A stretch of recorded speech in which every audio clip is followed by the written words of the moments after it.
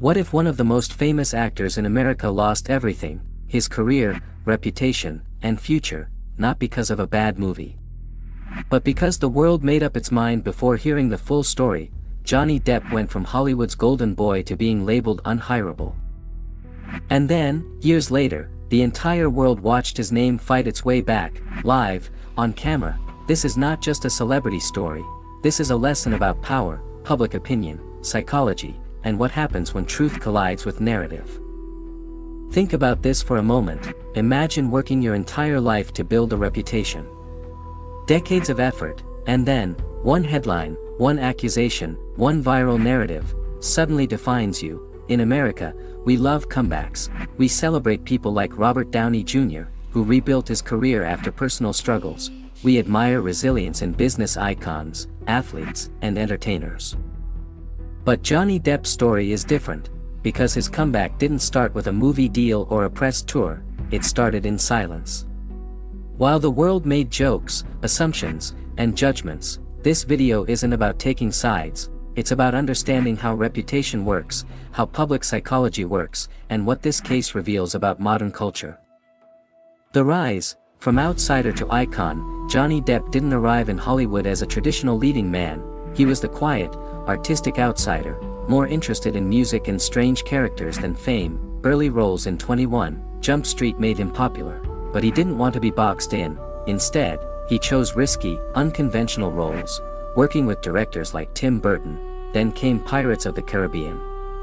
Captain Jack Sparrow wasn't supposed to work. Disney executives were reportedly nervous. But Depp turned a side character into a cultural icon. By the mid-2000s, Johnny Depp was one of the highest-paid actors in the world. To Hollywood, he was bankable. To audiences, he was irreplaceable. The fall, when narrative takes control, then came the allegations, and something important happened, not just to Depp, but to how society reacted. Before courts, before evidence, before full context, public opinion formed instantly. Studios distanced themselves, major franchises moved on, projects disappeared quietly. This wasn't just about Johnny Depp, it was about risk. Hollywood, like Wall Street, hates uncertainty.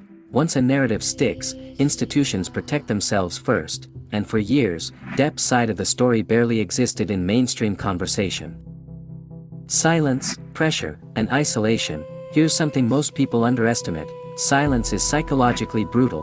While headlines ran, Depp largely stayed quiet. No constant interviews, no aggressive PR campaign. Meanwhile, jokes spread online. Late-night TV referenced the situation casually. Public perception hardened. This is how reputational damage works in the digital age. Algorithms reward outrage, not nuance. And once the public labels you, changing that label feels impossible. The trial that changed everything. Then came the defamation trial, broadcast live. For the first time, millions of people weren't hearing summaries.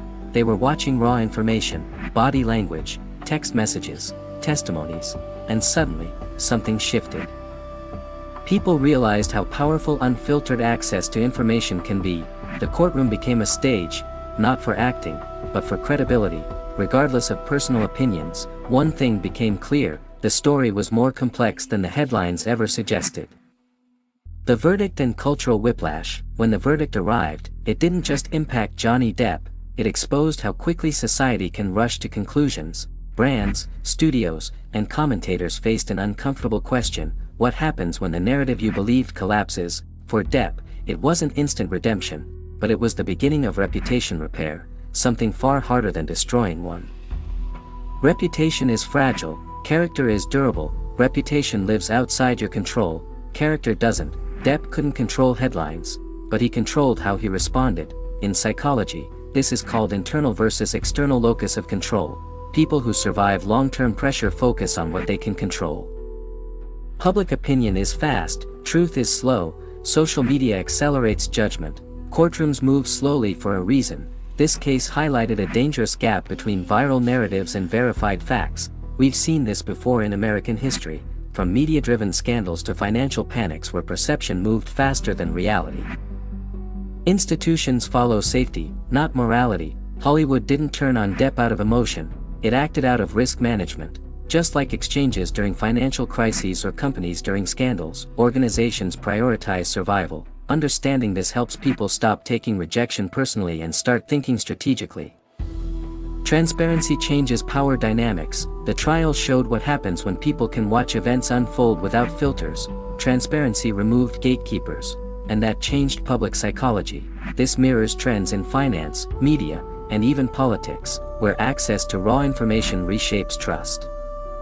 Comebacks are psychological before they're professional. Johnny Depp's comeback didn't start with a movie role, it started when public perception cracked. Before opportunities return, belief must return, both internally and externally. This applies to careers, businesses, and personal lives. Johnny Depp's story isn't about fame, it's about what happens when the world decides who you are, without asking you.